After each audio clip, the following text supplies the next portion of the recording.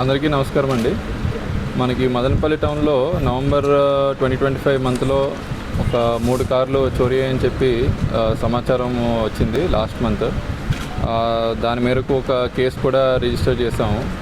అది దర్యాప్తు చేసే క్రమంలో కర్ణాటకకు చెందిన దేవరాజ్ అనే వ్యక్తి ఈ 3 కార్లు ఒకరోజు నైట్ ఇంటి బయట ఇక్కడ పెట్టుంటే అవి చూసి వాటిని దొంగిలించినట్టు మనకి తేలింది. అండ్ కర్ణాటకలో ఉన్న ఈ 3 కార్స్ అండ్ ముద్దాయిని కూడా ఈరోజు తీసుకొచ్చి రిమాండ్ చేయడం జరుగుతుంది. ఈ 3 కార్లు కూడాను, ఒకటి ఇనోవా, ఒకటి ఫార్చ్యూనర్, ఇంకోటి స్విఫ్ట్ వెహికల్. అండ్ వీటి వాల్యూ వచ్చి సుమారు 20 లక్షలకి మించి ఉంటుంది.